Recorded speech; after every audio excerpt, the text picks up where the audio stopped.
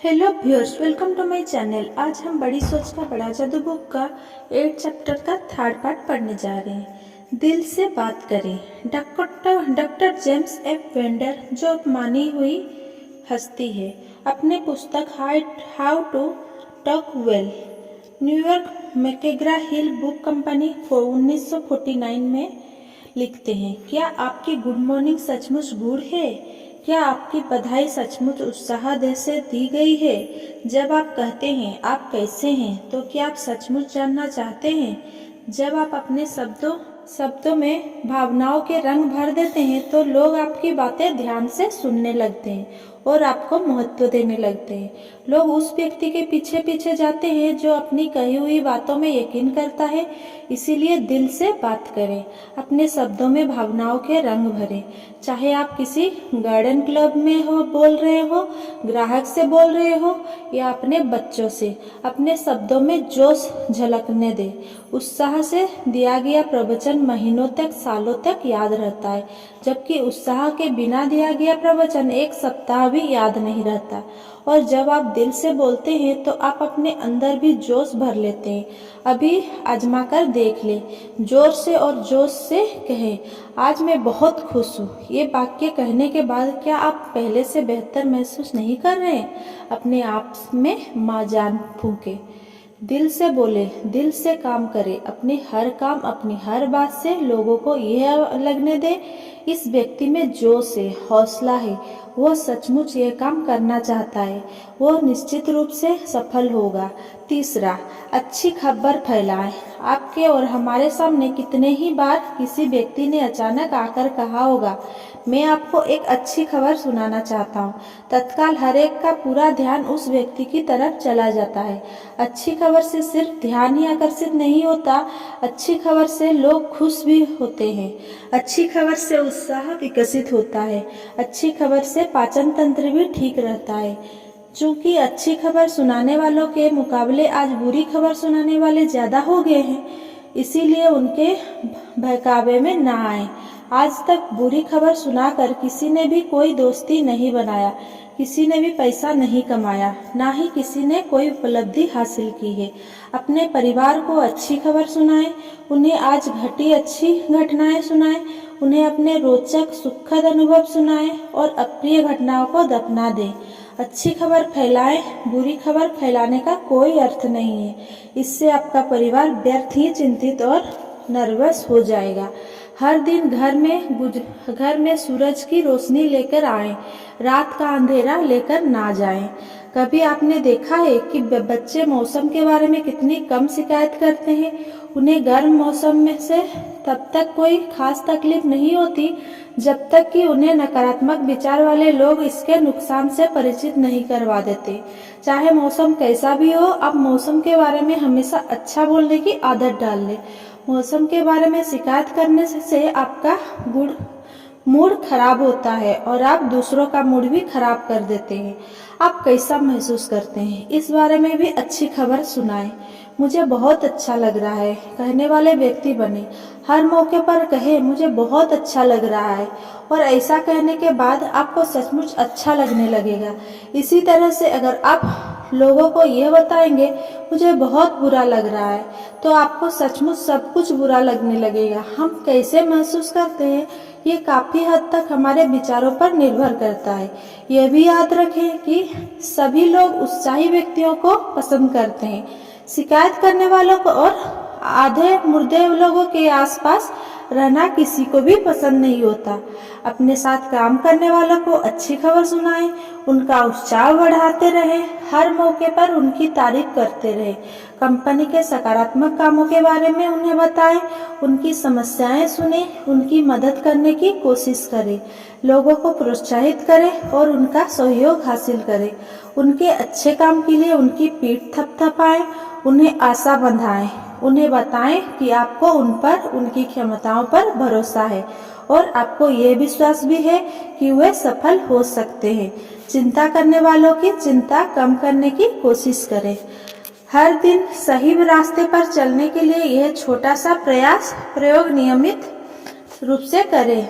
जब भी आप किसी व्यक्ति से विदा लें, खुद से पूछे, क्या मुझसे बात करने के बाद इस व्यक्ति का मूड पहले से बेहतर हुआ है? ये आत्म प्रशिक्षण तकनीक सचमुच सफल होती है। अपने कर्मचारियों, अपने सहयोगियों, अपने परिवार, अपने ग्राहक, यहाँ तक कि कभी कभार वीरान जंगल में आपको मजबूरन उतरना पड़ जाए तो क्या होगा? जैसे ही इस दुर्घटना की खबर मिलेगी, आपकी खोज के लिए बड़े पैमाने पर खोज अभियान शुरू हो जाएगा। कोई भी यह नहीं पूछेगा क्या यह व्यक्ति महत्वपूर्ण है। आपके बारे में कोई कुछ भी नहीं जानता सिवाय इसके कि आप एक इंसान हैं। फिर भी हेलीकॉप्टर, हवाई जहाज और खोजी दोस्त आपकी तलाश में जुट जाएंगे और वे तब तक आपकी खोज करते रहेंगे और इस अभियान में हजारों डॉलर खर्च करते रहेंगे जब तक कि आप उन्हें मिल नहीं जाते या उन्हें यह विश्वास नहीं हो जाता कि अब खोज करने से कोई फायदा नहीं होगा। जब कोई छोटा बच्चा जंगल में गुम हो जाता है या कुएं में गिर जाता है या किसी ऐसी ही खतरनाक परिस्थिति में फंस जाता है तो कोई इस बारे में नहीं पूछता कि वह बच्चा किसी महत्वपूर्ण परिवार का है या नहीं। बच्चे को बचाने की हर संभव कोशिश सिर्फ इसीलिए की जाती है क्योंकि हर बच्चा महत्वपूर्ण होता है। समस्त जीवित प्राणियों में 1 करोड़ में से एक प्राणी ही मनुष्य होता है। मनुष्य जैव वैज्ञानिक रूप से दुर्लभ प्राणी है। ईश्वर की योजना में मनुष्य का महत्वपूर्ण स्थान है। अब हम उसके व्यवहारिक पक्ष को देखें। जब ज्यादातर लोग दार्शनिक चर्चा से रोजमर्रा की परिस्थितियों पर आते हैं तो वे दुर्भाग्य से यह भूल जाते हैं कि मनुष्य महत्वपूर्ण होता है। कल आप यह ध्यान से देखें कि किस तरह ज्यादातर लोगों का रवैया यह कहता है नजर आता है, आप कोई नहीं, आपका कोई मूल्य नहीं, आपका कोई अर्थ नहीं है, आपका मेरे लिए कोई महत्व नहीं है, आप महत्वहीन है वाले रवैये के पीछे भी एक कारण होता है। ज्यादातर लोग दूसरे व्यक्ति की तरफ देखते हैं और सोचते हैं ये मेरे लिए कुछ नहीं कर सकता, इसीलिए यह व्यक्ति महत्वपूर्ण नहीं है। परंतु यहीं पर लोग बहुत बड़ी भूल करते हैं। सामने वाला व्यक्ति चाहे उसका स्टेटस या उसकी आमदनी कुछ भी हो, आपके लिए 2 कारणों से वो महत्वपूर्ण होता है। पहला कारण यह, जब आप लोगों को महत्व देते हैं तो वे आपके लिए ज्यादा काम करते हैं। वर्षों पहले डेट्रॉइट में हर सुबह एक बस में अपनी नौकरी पर जाता था। ड्राइवर एक सनकी बुढ़ा था। दर्जनों शायद सैकड़ों बार मैंने देखा कि उस ड्राइवर ने गाड़ी चला दी जबकि सवारी भागती हुई, हाथ हिलाती हुई आ रही थी और दरवाजे से एक या 2 कदम की दूरी पर थी। कई महीनों तक मैंने देखा कि यह ड्राइवर केवल एक यात्री के प्रति विशेष सम्मान दिखाता था और ड्राइवर ने उस सवारी का कोई बार खास ध्यान रखा। कई बार तो ड्राइवर इस यात्री के आने का इंतजार करता था। और वो ऐसा क्यों करता था? क्योंकि यह यात्री ड्राइवर को महत्व देता था। हर सुबह वो ड्राइवर का अभिवादन करता था, गंभीरता से उससे गुड मॉर्निंग सर कहता था। कई बार यह यात्री ड्राइवर के पास बैठ जाता था और उससे छोटे छोटे वाक्य कहता था, आपका काम बड़ी जिम्मेदारी का है, इतने ट्रैफिक में गाड़ी चलाने के लिए बड़ी हिम्मत चाहिए, आपकी बस के हिसाब से तो घड़ी मिलाई जा सकती है। ये यात्री ड्राइवर को इतना महत्वपूर्ण बना देता था जैसे वो 180 यात्रियों के जेट एयरलाइनर को उड़ा रहा हो और बदले में वो ड्राइवर भी इस यात्री के साथ विशेष व्यवहार करता था। छोटे लोगों को बड़े लोगों की तरह महत्व देने से फायदा होता है।